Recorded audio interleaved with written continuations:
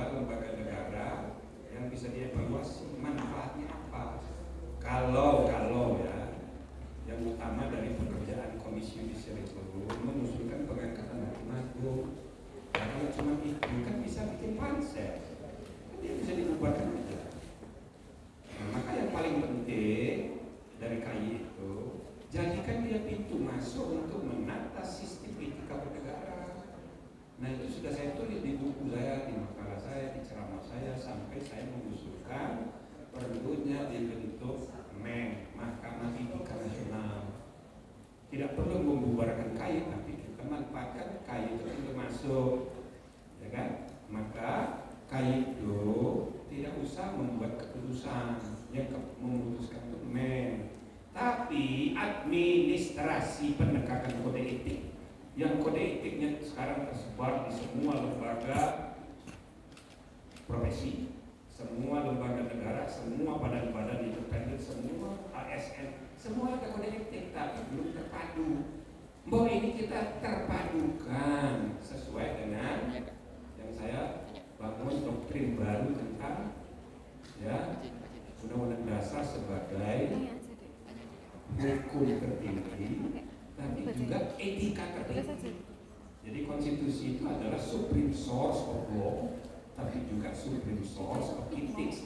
Ada constitutional law, ada constitutional ethics, dan bahkan TAP MPR nomor 6 masih berlaku tentang etika kehidupan berbangsa. Nah, ini kita jabarkan dalam satu kesatuan sistem etika dengan memanfaatkan keberadaan konstitusional KJ, biar ada gunanya ini barang. Itu loh. Nah, yang kedua DPD tadi. Kalau memilih anggota DPD itu ribetnya. Setiap provinsi ada 4. Setiap anggota DPD itu dipilih jauh lebih banyak pemilihnya dari anggota DPR.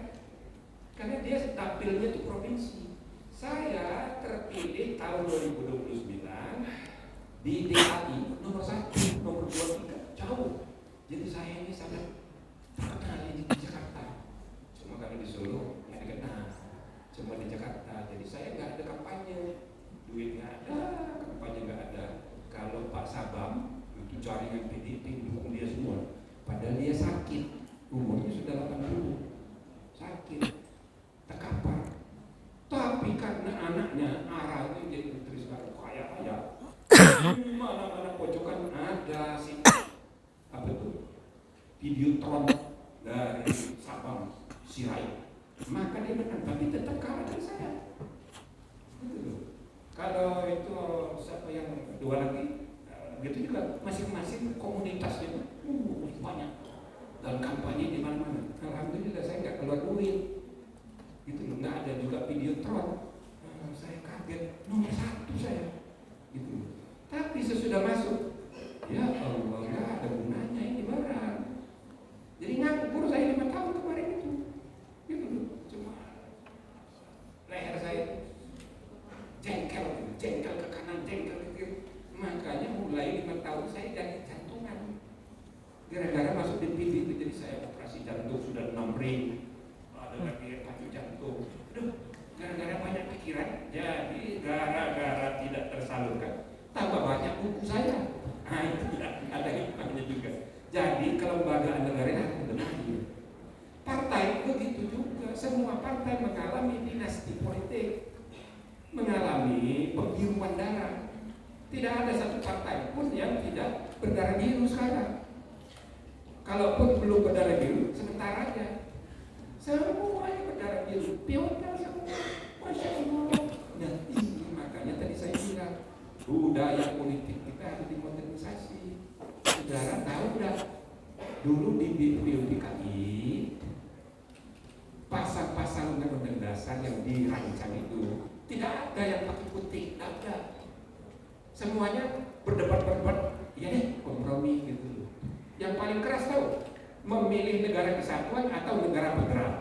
Bung Hatta dan kawan-kawan ngotot minta negara federal, tidak cocok negara kesatuan, kata Bung Hatta.